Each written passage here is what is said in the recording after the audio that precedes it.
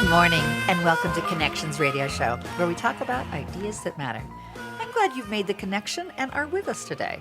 I'm Lori Fitz, your host, and the goal of our show is to explore a wide range of topics that challenge us to see ourselves, our community, and the world around us in ways that get us thinking, get us connected, and perhaps inspired or challenged to do just a bit more because we've made that connection. Our topic today is Finding Elijah, a story play on finding peace, justice, and hope. Our producer for the show and leading our show conversation today with me is Rick Bernardo. Thank you, Rick, for going out in the field and doing interviews about this story dance theater production. You're welcome. It was fun. I'm glad. I'm glad we're kind of breaking some of our older traditions of just always making people come here. And now you're going out there. Well, this is where our studio is, so it's normally easier to hear them Yes. on these microphones if they're in the room. And it's evolved into, we use StreamYard for video conference kind of broadcasts. This was different in the sense that I went to the Phoenix Theater where they were doing rehearsals, and with some new little tech equipment, I was able to record them on site. Oh, that's terrific. That's terrific. And and basically that was a delight in the sense of it was easier to find them and have them interviewed. The other side of that coin is there's always going to be tech issues you don't know you have until you have them. Sure. That part is a pain, but it's working through that and getting it ironed out with a good electrical iron. Well, good. Well, I think you had some steam with it too. It looks like all of the wrinkles are out. Yeah. Not from my face, but from the process. Detail. Exactly. Well, we were approached about looking into the Story Dance Theater. Story Dance Theater's mission is to entertain, educate, and inspire through enacted story and dance. This was founded by Sia Sauter in 2012. And it's basically combining acting and storytelling and dance to retell old tales in a relevant way. Sia does a lot of the rewriting. It's mainly Jewish tales for a modern audience to help them think through the moral and the meaning of the story. So a lot of creation taking place, a lot of dance, singing, vocal refrain. It's all good. It has opportunities of doing that for events and classes and all sorts of cool stuff. So you worked with Sia. I worked with Sia and also a partner in this process, Brandon Schorsch from Jewish Community Action. And we'll hear a little more about him. But he partnered for some aspects of this production, not in it directly, but as to promote it, help promote it, and help with a workshop. Tell me a little bit more about Sia. Sia founded Story Dance Theater, which you told us a little about. The mission is to entertain, educate, and inspire through story and dance that she enacts herself. She's one of these people we love to have on our program who's a polymath in the sense that she's got a doctorate in theater, but also religious studies, and not only acts but dances, and is wonderful with music and how to work with that sort of sound design. But it's also really grounded in social justice, as I understand too. Yeah, well, this production in particular, Finding Elijah is known in Judaism as a prophet. Well, you know what? All the prophets in Judaism and Christianity stand for justice, which is just about fairness. We'll loop back to that, but this production in particular doesn't have diatribes about it, but it circles and orbits around what is fair, what is just, what is compassionate, what is good for the exile. So we'll hear a little more about that, and we'll talk about that. The productions are that she does also. She loves to rely on any aspects of nature and actual location to weave that into her story. Cool. Anyway. So we can hear some of that first part of my interview with Sia Sauter, Sautter. That's how you spell her last name, Sautter. And Sia is spelled CIA. So it's Sia Sautter. And we'll listen a little bit to my talk with Sia. So we are with Sia Sautter, and the production is Finding Elijah. And Sia, please tell us in general about this production. Okay, well, the production started when I was at Storyfest and performing, and Howard Lieberman, another Jewish storyteller, was there. And we realized the pieces we had presented were complementary. So Howard suggested doing something together, and I realized some other stories I had would fit together with his work to really address some important issues both of us had put in our stories, which was dealing with not only marginalization as Jews, but some other issues that go with that, with the community as well. And one of them was like, we've experienced hate. How is there hate in our community? How can our stories address that? But how do you do that artistically? So that's how it developed, and I put everything together into a play format with dance and music and presented a grant to Metro Regional Arts Council, and they said, great, do it. Wow. Yeah. That's wonderful. And I love that you mentioned how to put this into art. There's an old quote from a representational painter who was asked once too often what his painting meant. And he said, damn it, if I could say it, I wouldn't paint it, okay? But art has its own language for hitting parts of our heart and our minds and our sense of justice and all of that. Exactly, and that's the production addresses the affective, the heart, rather than dealing with presentation of a newspaper report in play form. Gotcha. That was Sia Sautter at the Phoenix Theater as I sat with her. I enjoyed hearing her process of thinking about how to take the hate that not only she feels, but feels is relevant right now, and how to get that into a rendition of a play. Yeah, and I noticed there are several twists on the title, Finding Elijah. That's the main title of this theater production, story dance theater production. It's called A Story Play on Finding Peace, Justice, and Hope. But in other places, there was a little promotion saying a story play on combating hate. Two sides of the same coin, I guess. If you're doing one, you're doing the other if you're doing the heartfelt job. I think we should also mention we're not promoting this play to have folks go see. They did 2 days in April 18th and 19th. We're sharing this because I know it's an ongoing journey as they're creating these pieces, and we'll continue to see this grow. Yeah, and I don't know for sure, but I wouldn't be surprised if there's a reproduction of it some point. At some point, she mentioned that Metro Regional Arts, MRAC, what is it? Metro Regional Arts Council. I know it was a C for somebody. Center Council.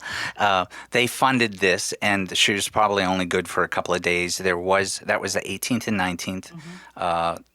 On that weekend, the preceding Thursday was a workshop that Brandon Schorsch from Jewish Community Action. We'll hear a little bit more from him later on in the next segment. But anyway, that was some time ago, 17th and 16th and 18th and 19th. So it's history, but we want to reflect well on how we in the production cares about justice and fairness, and there's elements of exile and how the community responds to that throughout this production. Well, we have another clip that talks a little bit about some of her trajectory in wanting to do this. Yeah, and this one's just a little longer, but this is again with Sia Sautter, Sautter, and we'll listen to that. Now let's go back a bit. because people maybe don't know your history, and you are like, you and I spent some time in Berkeley studying theology in different ways, different paths, but some details about, like, tell us about that, and there's dance, and there's theater production involved, so a little bit about that so people... Right, so I have a dance and theater background, more on the dance side. But I also have training in theology and religion. I ended up going to a PhD program through the Graduate Theological Union in conjunction with UC Berkeley. Cool. And the major focus was, well, technically religion and the arts, but underneath the broader umbrella of history of religions. So I was looking at religion and culture. And a lot of my study has looked at how we talk about our important, highest values through the arts. And of course, being a dancer and actor, I turned more towards theater and dance, somewhat music also to do that. So that was my first book, came from that study called The Miriam Tradition, looking at women's Sephardic dance traditions as a form of Torah teaching. You mentioned a word, Sephardic? Sephardic, so Jews that came from Spain. Yeah, that's a Sephardic tradition. And I was interested in that because I had started studying flamenco, and there were these rumors about connections to Sephardic music traditions, and technically that's not possible because Sephardic usually refers to after people left Spain. But Jews were so heavily involved in music in Spain, and the traditions they left didn't just go away when they left. Yeah, is there like a dispersion or diaspora involved with that, or is that a different, the wrong use of the term? No, that was a form of diaspora. Jews and Muslims were forced to leave. Jews fully in 1492, they had about, 3 months to leave? Ooh. 3 months to leave. Obviously, not everyone could. There's some theory that they hid in the back hills of Andalusia, and then they gathered with the gypsies, and together they started to form this tradition that became flamenco. That's a little bit romantic. Okay, Yeah. got it. Yeah. It's fascinating to me. I spent 20 years in Berkeley myself. I like to brag. I was only 5 years in my 3-year graduate program. Took a while. Well, and it's a fantastic place where you are steeped in spirituality and different traditions from around the world, and then the music and the dancing and the arts that are involved in the religions are just there, and you can go and see them and participate in them. I went there to study medical ethics, but I ended up touring doing music and comedy. So well, it's what we did. I had 2 major methodologies, and for the religion and the arts major methodology, they gathered all of us together. Ooh. So there were actors and musicians and dancers and painters. It just is just so Berkeley. We're all exchanging together. We're all teaching one another. And I think a lot of my work is reflective of that period where I learned to reach out to the community and say, how can we put something together? And what can you offer here? And how can I incorporate that into the work I'm doing? There's so much of that going on in a lot of cities, but in my years in Berkeley, that's all I experienced was a lot of that. Anyway, I identify with that. So before I forget, so one of my questions is, so Finding Elijah, there's flamenco in it. Yes. Tell me more about that, because the more I look at flamenco, and it's so powerful, number one, there's a guts and heart to it and all that, but also it reminds me of Islamic prayer, because the singing in the background sometimes is almost like the prayer from the rooftops or something. Well, as I told you, Jewish music tradition, it doesn't go away in Spain, but the music theory in Spain really gets set when Muslims are in Spain. Oh. So it generally understood that a man who came from Persia, I believe, named Zerab, set the music theory, which was modal. So you have that background in all Spanish music. What the Gypsies did with flamenco is really an amalgam of a lot of different traditions, but definitely you can hear some of the Islamic music in there. There's one form of a palo of flamenco that's sung for Semana Santa, Holy Week, which is called saetes. And you'll hear this in the street, and there's a lot of research indicating this is directly from the Piyutin tradition of Jews. So this is probably partially how I got attracted to flamenco, but when I heard flamenco music the first time, my dance came alive. My soul came alive in dancing, and the person I was working with at that time said, I know a teacher you should study with. And you had been doing dancing already for a while. Since I was a little girl. What a great story. She's full of stories, and she founded Story Dance Theater. This was about finding Elijah, which we had on a recent weekend at the Phoenix Theater, and that was Sia Sauter. Could please look up CIA Sauter, Sautter, about that, and we'll be back. Anything else you want to say before we go? No, I'm looking forward to hearing come more back. from Brandon, and Yeah. that's coming up next segment. So, All right. Thanks for bringing this to us, Rick. This is fascinating. There's more. All right, I'm got my seat waiting. Good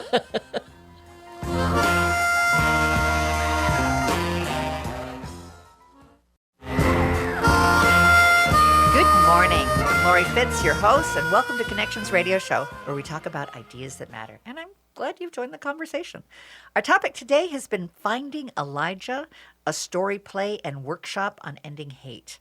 And producing the show today is Rick Bernardo, who went out in the fields and collected some wonderful interviews. I was in a field, and I also went to the Phoenix Theater, which was indoors.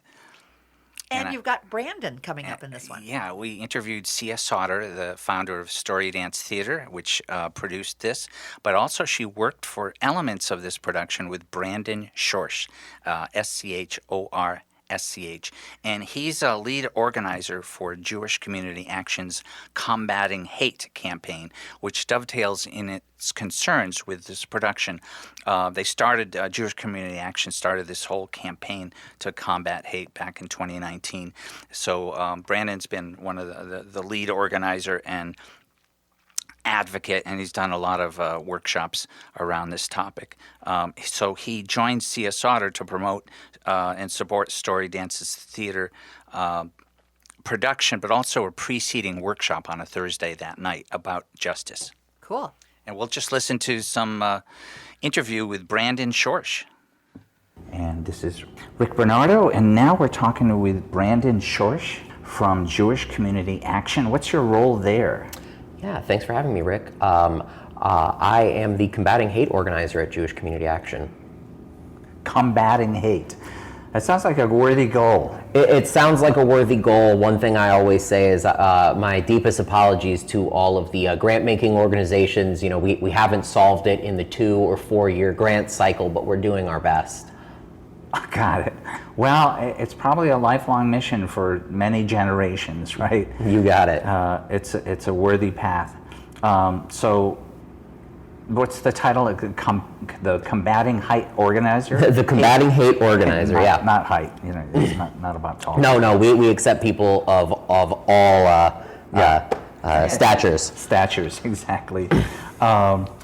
And what brings you to, I know you're in full support of this production, and what's your role in Finding Elijah with Sia Sauter? Yeah, so Sia invited Jewish Community Action to co-sponsor this event. We were thrilled when we heard that Sia had received the grants to make this happen. So Sia and I have worked together on a number of things these last few years while I've been the Combating Hate organizer at JCA. We've been in book clubs together. We've worked on a few presentations, I believe a presentation or two.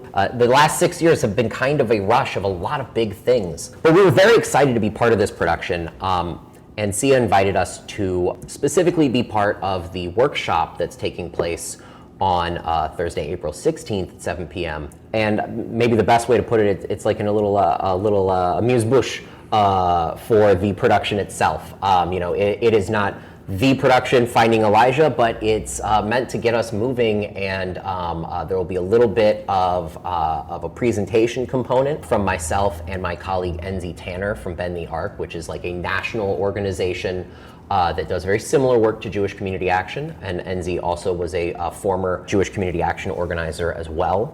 So the two of us will be doing a short presentation and thinking about hate broadly, really looking at the larger systemic perspective, really trying to get away from the interpersonal dynamics that we often are the first things that we think of when we think of hate. First, we think that interpersonal, because that's where we see it the most, right? We see it when somebody says something to somebody else, somebody posts something about somebody else, or God forbid does violence to somebody else. But oftentimes we're not looking at that bigger picture of where these systems produce these things, right? These don't come out of a vacuum. Yeah. Hurt people, and it's important for us to be thinking about how people have become hurt.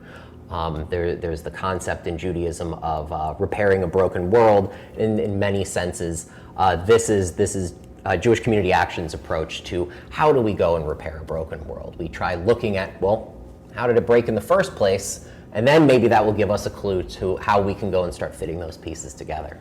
Putting little chinks in the cycle is what I'm hearing. So there's a larger context for all of this happening, and there's also a personal embodiment as well as a collective embodiment going on.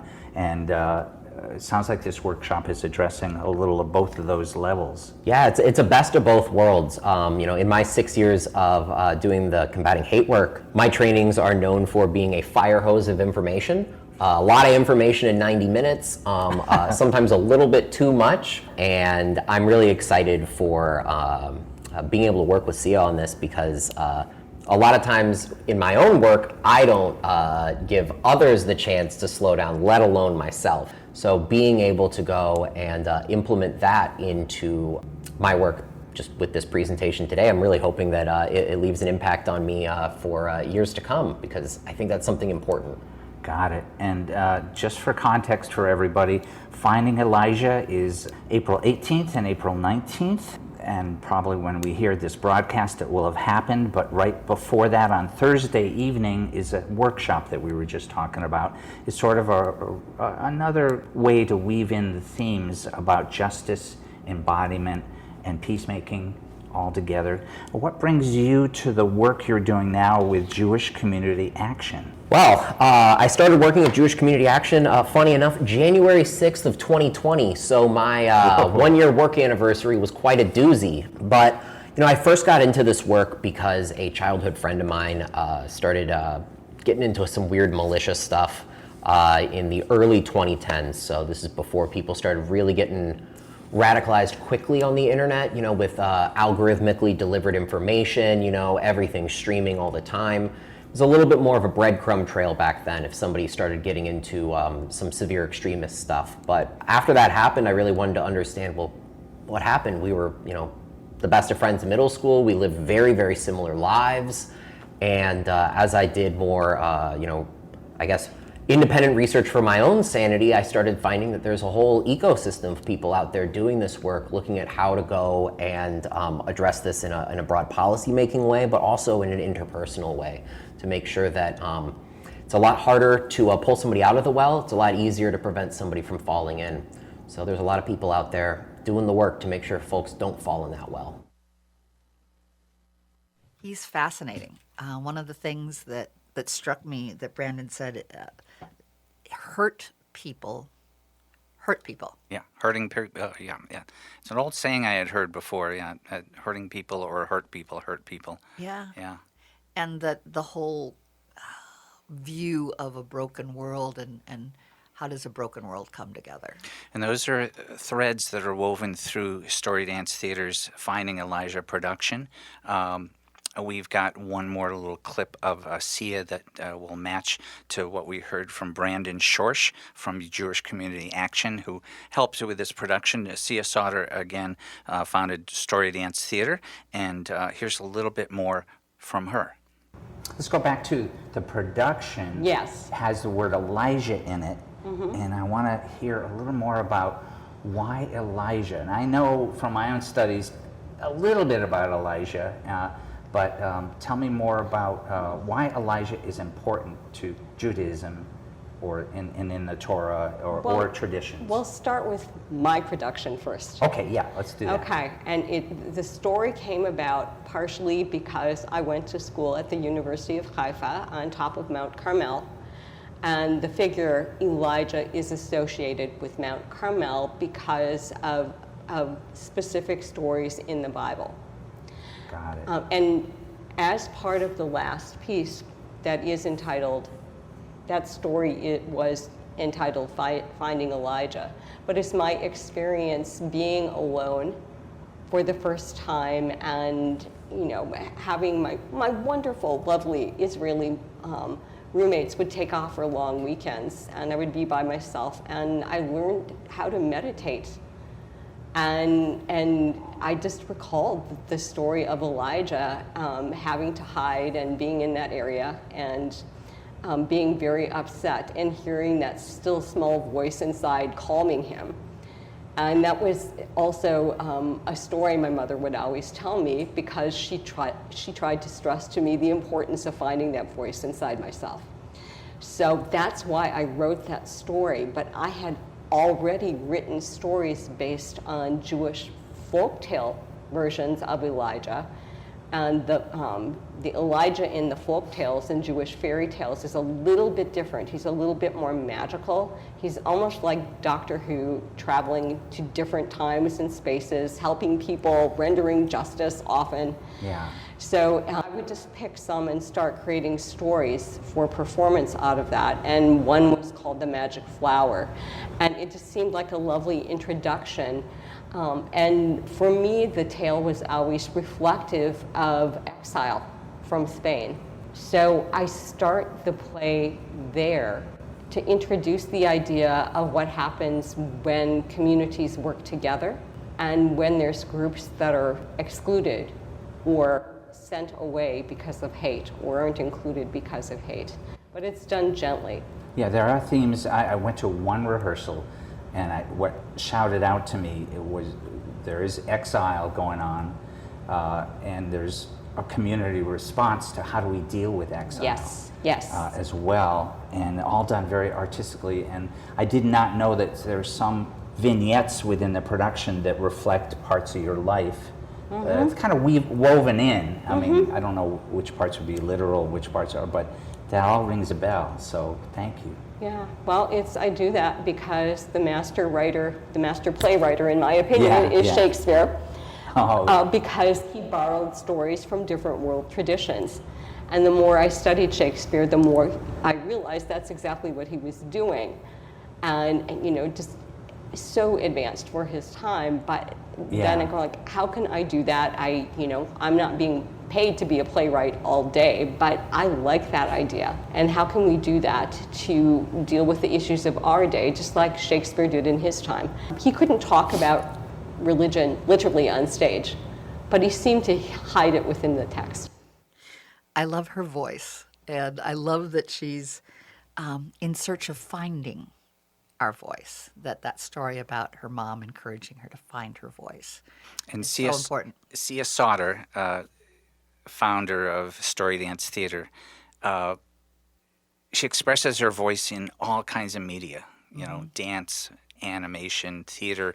Theater isn't not only just people on the stage, but it's how they're positioned on the stage. So it's all that's fascinating.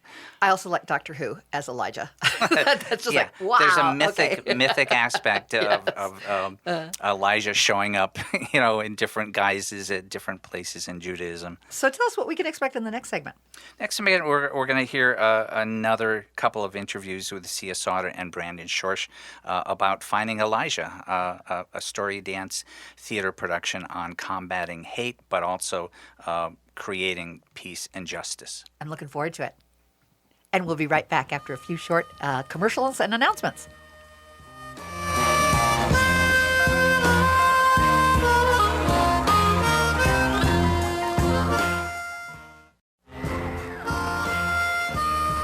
Good morning and welcome back to Connections Radio Show, where we talk about ideas that matter.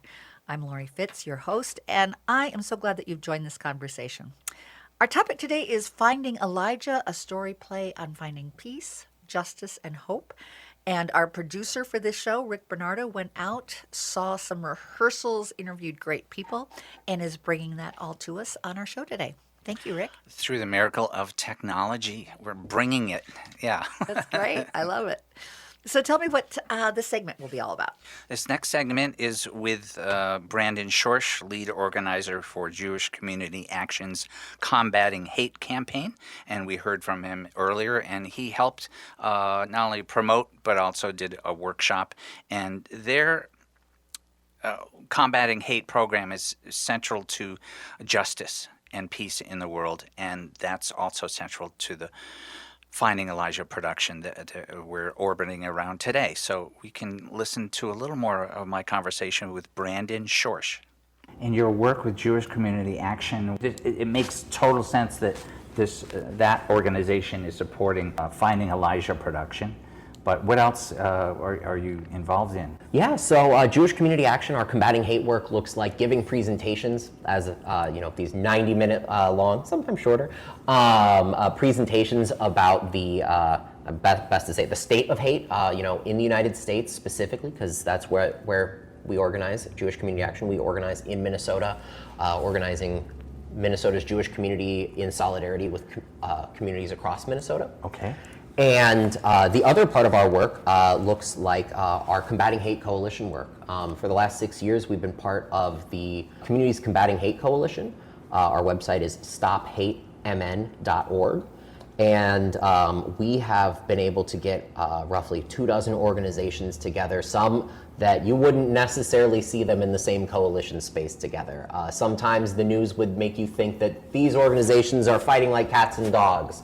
But we know that's not the case, and we have folks sit down and we work together on common goals. In 2019, when they first started conversations for this coalition, just before I started, we looked at, there's some odd loopholes, unintentional ones, in Minnesota state law at the time, where it could be interpreted that if a hate, or as they're known in Minnesota law, bias crime was done against a piece of property, but the person who owned the piece of property was not part of the targeted group, then it didn't necessarily count. So we sat down with other organizations, we said we gotta clarify that, because obviously that wasn't the intent of the law, but if people who are responding on the scene might think that, we wanna make sure that they've got clarity. And the other thing that we really worked on was improving the hate and bias reporting mechanisms in Minnesota.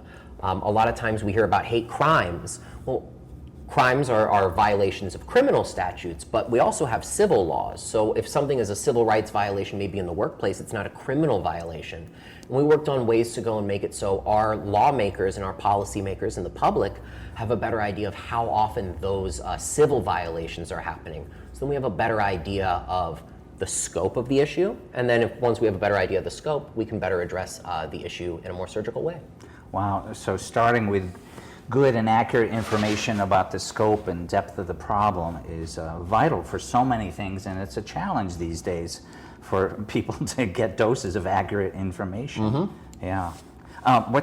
It's called the Combating Hate Coalition? Yep, the Communities Combating Hate Coalition. And say the website one more time? stophatemn.org. .org, all right, thanks.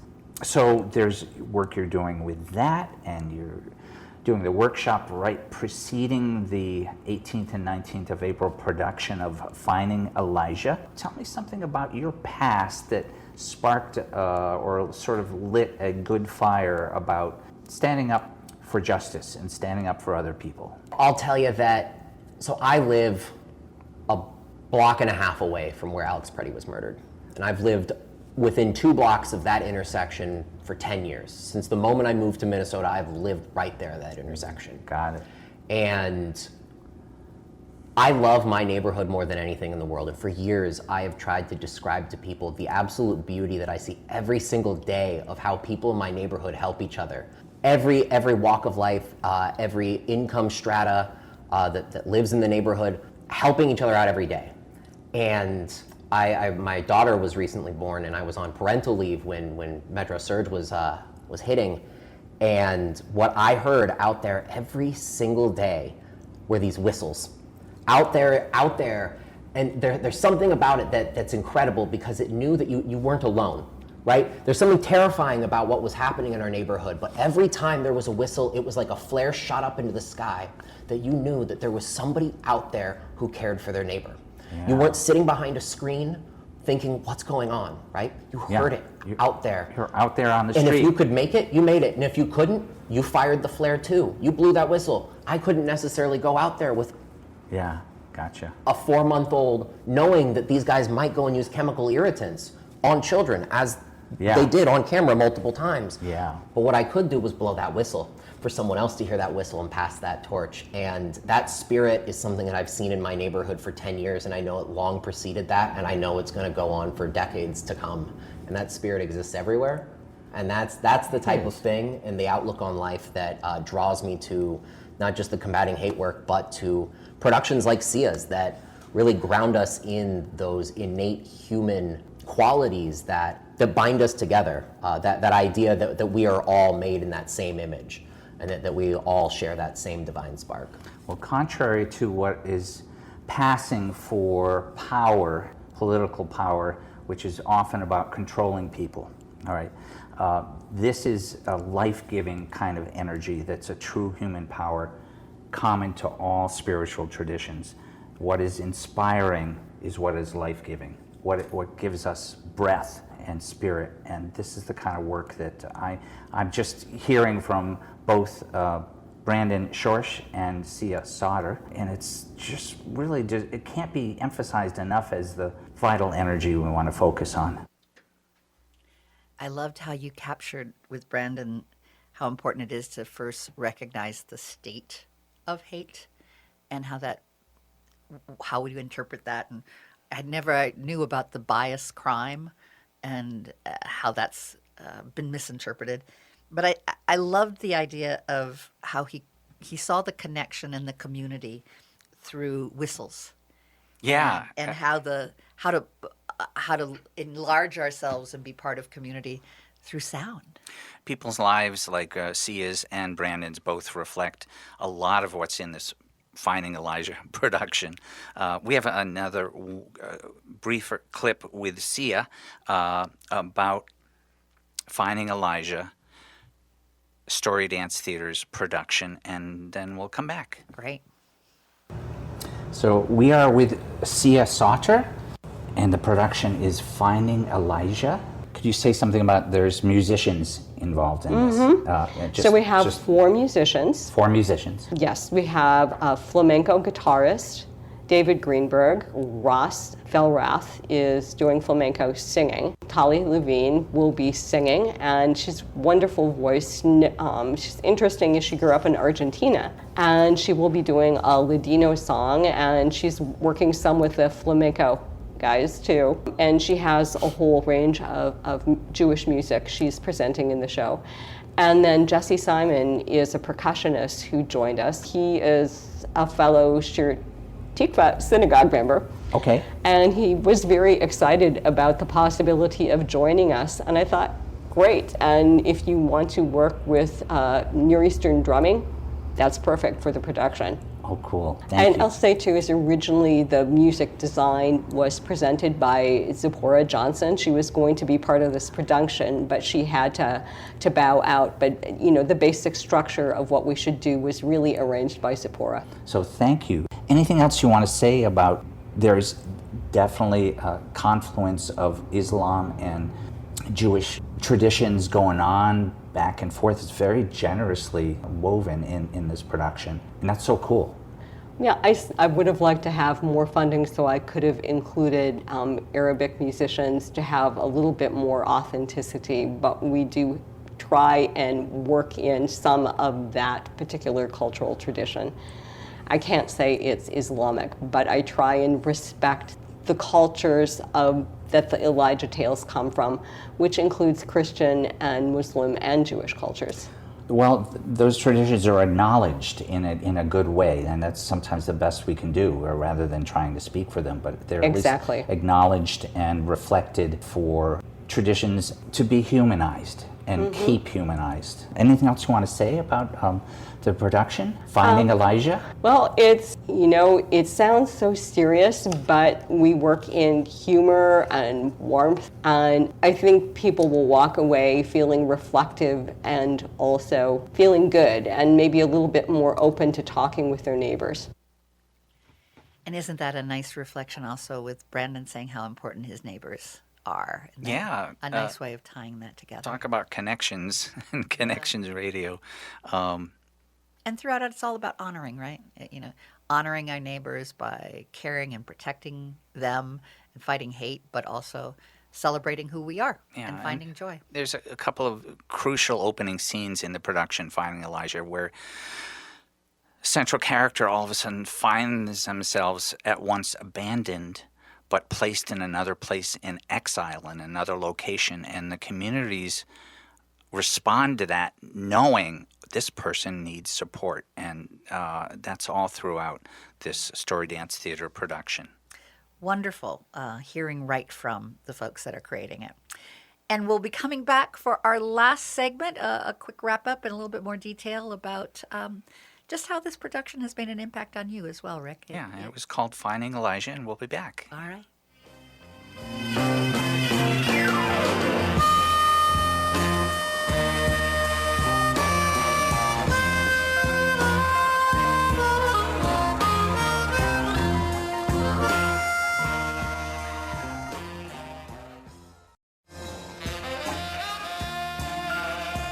Welcome back to Connections Radio Show. We've been having a wonderful time talking about Finding Elijah, a story play and workshop on ending hate. I'm Lori Fitz, your host, and with me today is Rick Bernardo, who produced this program and has been guiding us through his interviews that he did when he went out and saw rehearsals and engaged the creators. Yeah, and I spoke with Sia Sauter, Sautter. Look her up. She founded Story Dance Theater, and I interviewed Brandon Schorsch from Jewish Community Action. In the last segment, we heard of interviews. Sia mentioned some of the crew and musicians. We did not mention yet Ari Hauptman, who is a well-known actor and storyteller in the Twin Cities. He's famous in my world for showing up in a very brief couple of scenes in the Coen Brothers movie, A Serious Man. Sure. And I just, he's my hero ever since then. That's great. So you've enjoyed doing this production this way and being able to go out and bring what you've learned back in? Yeah, it was a great way to meet people where they are in a number of ways. And also, this production, let me underscore, it's about justice and peace. Justice is a foundational basic aspect of any morality or any kind of ethics. And so it's about fairness. And since we're little boys and girls, we know what's fair and what's not, and we get really adamant about it, and we should. Well, we only have about a minute left, and I'd love to have you share some websites for folks to know. Yeah, sure. Sia Sauter's website is kind of long, but you want to look for Story Dance Theater's website on the web. All right, Story Dance is one word, theater, Theatre. Brandon Schorsch is from Jewish Community Action. That's just jewishcommunityaction.org. All right. Phoenix Theater is phoenixtheatermpls.org, where this was located. There's all kinds of productions always going on there, and they have an arts nest where they foster other productions with all kinds of other organizations. Well, thank you for bringing this, Connections Radio Show. We've been doing a series on Jewish voices, which we love, and we always love having arts and musicians and theater and authors. So I appreciate you bringing it to life for us with your interviews and with your rich overview. So thank you. I tried to stay alive. Yes, that was a good thing, and we're glad you're still here. And thank you, audience, for joining us on our journey through Finding Elijah.